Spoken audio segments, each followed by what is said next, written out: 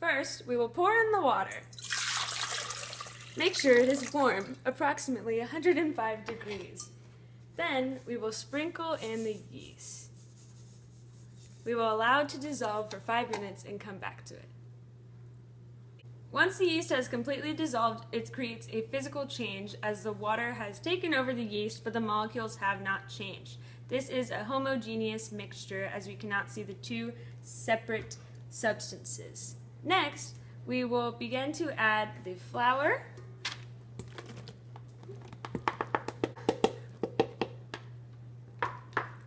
salt and sugar, and olive oil, and mix that on low speed. We will mix this until the dough forms, creating a homogeneous mixture.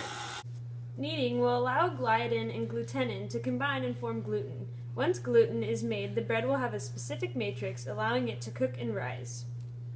We will then cover a bowl in olive oil and place the dough in it until it is completely coated in the olive oil all over. This is a physical change, as all it does is make the dough appear more glossy. Once the dough is completely covered, we will cover the bowl in plastic wrap. Then we will allow the dough to sit for about an hour.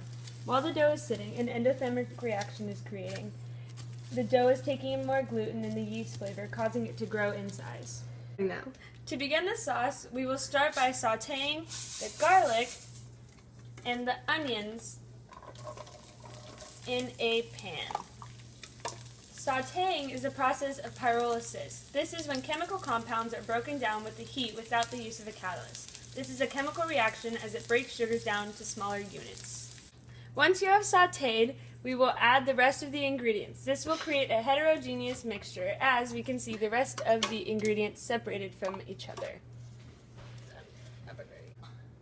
We will then allow the sauce to simmer for about 30 minutes. This is an endothermic reaction as the heat enters the ingredients, allowing them to give off their flavor. We will then remove the dough from the plastic and split it into 2 separate pieces. We will then take these 2 pieces and put them in their own bowls and cover them.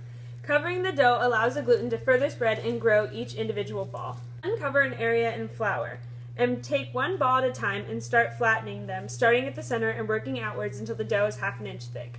Using flour prevents the dough from sticking. Flattening dough is a physical change as the shape is smaller. We will then cover the top of the dough with a thin layer of olive oil. The olive oil will prevent the dough from getting soggy. Along with this, we will make dents along the dough with our knuckles. Making dents will pop air bubbles and prevent bubbling on the surface of the dough.